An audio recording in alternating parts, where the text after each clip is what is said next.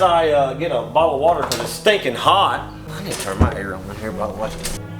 Bob, is that too loud? No. We're getting cooled off. Oh yeah, by the way, they're eating baits. They're eating shad. I was about to say no crap.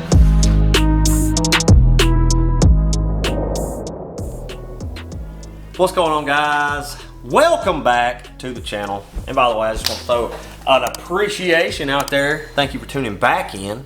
And if you haven't watched before, welcome. Welcome back to the channel. We are getting ready to go to the Harris chain of lakes in Florida. I'm actually leaving tomorrow morning. Is this going to post like next week for the Derby? Mm-hmm. So this is going to post right before the Derby. So this is the Harris Chain Bass Pro Tour pre-tournament meeting with y'all. This is not really a pre-tournament report because I've never seen these lakes ever. Keep up with bass fishing your whole life. You've seen tournaments here. You've heard about them. They've had several tournaments already there this year. An Open, I think. They've had an FLW tournament. They're having another one there right when we get done. But these lakes are pretty dang good. Now, I have fished Kissimmee Chain. I fished Kissimmee Chain. I fished Toho, Kissimmee, Cypress. It's kind of a similar place from what I've looked and researched.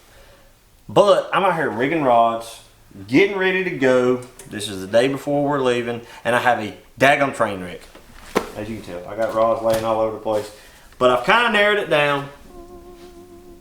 I'm just gonna throw a daggum Mondo worm all week and call it good. I mean, that's it. I've narrowed it down to one rod. Appreciate you guys tuning in. Thanks. See you. I'm just kidding. All right, so like I said, we're getting ready to go to Harris Chain in Florida. These lakes consist of Harris, Lake Griffin, Beauclair, Buson, Eustis, Dora. We cannot go to Apopka, I guess you would say, so we're not going there. But I did some research on these lakes. I have never seen them ever. I got on these graphs earlier and I was sitting there looking. Never launched my boat on these places. So what we're doing this time of year is what I think what's going to be going on. I don't really know. I could not tell you. But what I think is going to be going on at these lakes is it is hot.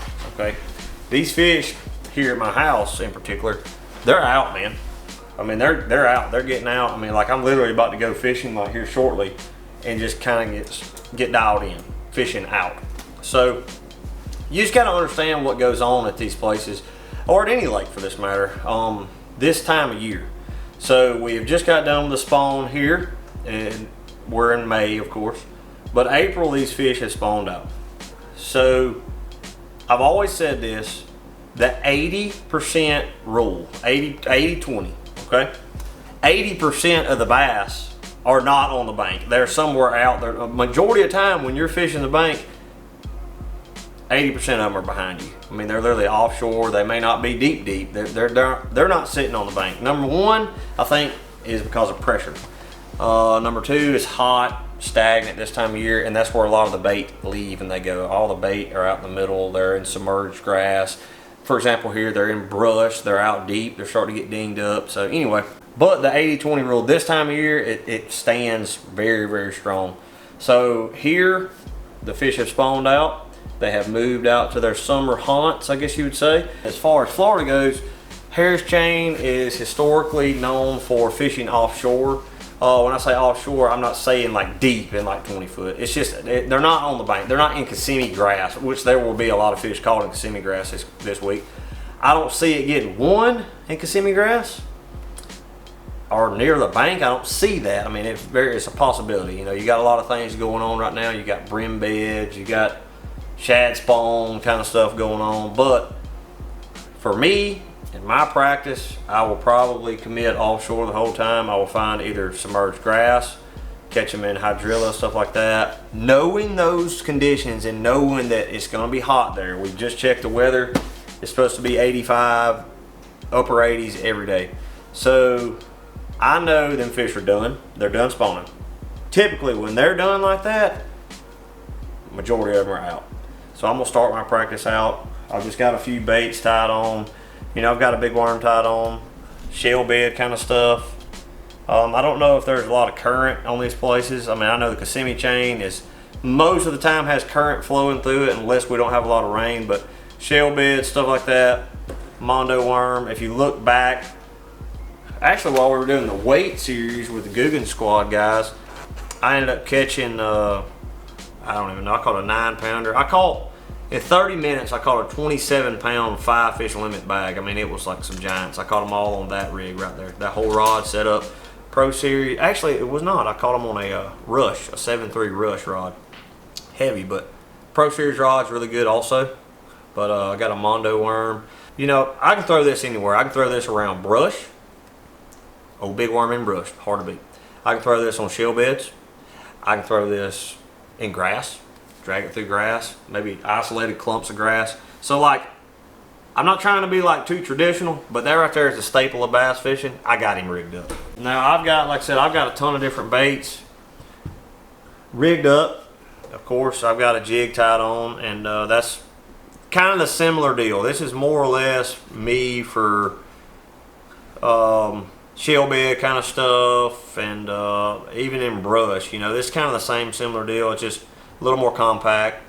So there's two baits right now, right there. Not saying them are my two primary baits, but that's just a couple I got tied on. A jerk bait. I know I got one of them rigged up. All right, there we go. One of my favorite baits. I'm gonna have a jerk bait tied on, guys. You know, shad spawn. I don't know if there's one still lingering around down there, but it's shad spawn time of season here. So what kind of happens during shad spawn? You got a shad spawn deal going on. You got brim bed kind of stuff going on. These fish have spawned out. They have been on bed. They have had a long, grueling month or two of spawning.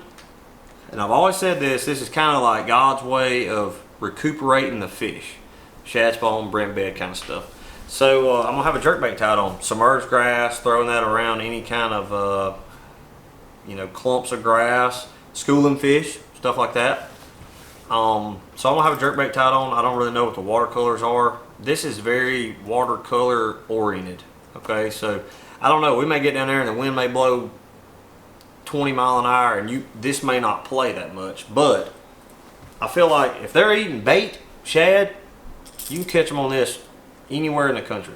This is imitating a bait, so this is imitating shad. So there's like 3 different baits. I've got a bunch of other stuff tied on. I've got a swim jig. I got chatterbaits. But this week, this coming up week, we have a 1 pound 8 ounce minimum. So that is the minimum. It has to be a pound 8. And you know, a lot of guys are asking like, hey, you know, why are y'all moving to a pound 8? So like, these weights are specifically chosen by the league, MLF, and I was wondering why it was a pound 8. I was kind of leaning toward like a 2 pound minimum, but they get with the environmental guys, agencies, or whatever you want to call it. I don't know if they got a game warden sitting in there saying stuff. I have no clue, but they get scientific data basically that says an average for the lake, an average / percentage of fish in the lake are X amount of weight. Okay, so it's a pound 8 this week. That's what it's going to stick at. It's not going to change, a pound 8. And you know, I'm not necessarily targeting a pound 8. You know, I'm not out there looking for a pound 8, but that gives me more incentive to find a group of fish. Okay, me picking one up here and flipping one there, and oh, there's a nice grass mat over there, let's go throw a frog. Oh, there's a 2.5 pounder there. You can make that deal happen, but it's a lot easier to find a group of fish, or just a school, or a really, really good area. You may not have to, I mean, I'm definitely going to use my Lawrence's, but a lot of times when you're fishing grass like this, it's a big, giant, vast grass flat. You just got to fish and find them. You know, you got to just fish. That's why you see guys out there, they're just zigzagging, basically doing a grid. So you get out in these grass flats and you're out there trying to find a group of fish. That's the whole goal. We're going to practice 2 days, try to find a group of fish. Those are the main deals that I think is going to be going. I think it's going to be a one off shore somewhere. I don't know what lake. There's literally like 7 different lakes on this place. No clue where. I think it's going to be one off the bank. I don't know whether it's going to be one in the grass, a shell bed. I have no clue. I mean, it may be one on schooling fish. Who knows? Someone may find a little place that they're schooling like crazy and they catch 50 pounds a day on it. I don't know. But this place has got bigs, like biggins. I mean, there's going to be several 7 and 8 pounders weighed in on this place. So we're really looking forward to it. That's just a few baits that I got tied on for the Harris chain.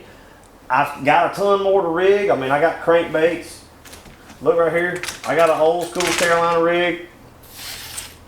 C rig with a bandito on there. I got him. Drag him around. Doink. I got a bunch of spinning rods back here, but I'm tired of throwing a stinking spinning rod, so I'm going to try my best not to pull them out. I mean, I'll be honest with y'all. I think that's going to wrap this video up. And you're filming by yourself this week. Oh my God. Y'all pray for me. One last bait I got in mind. I ain't gonna lie to y'all. So Guggen Baits. I try to keep y'all on the up and up on everything. So Guggen Baits has got a dart out. And this is like a soft jerkbait style bait. Looks pretty good. Color's pretty good. Everybody knows I like throwing a scrounger. We're getting ready to go to Chickamauga also. They're eating shad. They're eating shad. They're eating shad at Harris Chain. They're eating shad on these lakes. They're probably going to be eating some kind of shad. Guggen Baits dart. I've been waiting on this for a long time. I bite him off a little bit. Run him straight through there. Bite the side of your lip. Get him just right. And push him up. And he's on there. That's it. And that tail's going to be sitting there just wiggling. So, I don't know, I'm going to have me a scrounger tied on too. Everybody knows I'm going to have a scrounger tied on. I'm just out here in the shop, just talking, just rambling along. And I'm just kind of like brainstorm and show you guys what I'm thinking before my tournaments, you know. I try not to get too sponsor based in these deals. I mean, like I said, I got crankbaits, I got 1.5s, I got whopper ploppers, you name it, I got it all on. But that's just a few baits that I have in mind that I think that I'm going to catch them on this week. It always helps to get out here in your boat and just think. Just have a thinking process. Get on your graphs. Look at your maps. Check the weather. Sit there and wonder if there's a bait or two that you don't have that you need to have tied on. Organize. So let's see what we got. I'm going to close the video out on this. I don't know how organized I am. I really couldn't tell you. Oh my gosh. Don't look at that too much. Got secret baits in there. Anyway, I appreciate you guys tuning in. Harris Chain starts this week. I'm actually going to be fishing on Friday. Is this posting on Thursday? Yep. I'm actually going to be fishing tomorrow. Okay. We just practiced Wednesday, Thursday. I fish on Friday. All the guys, actually I got Jacob and Mark in the group this week.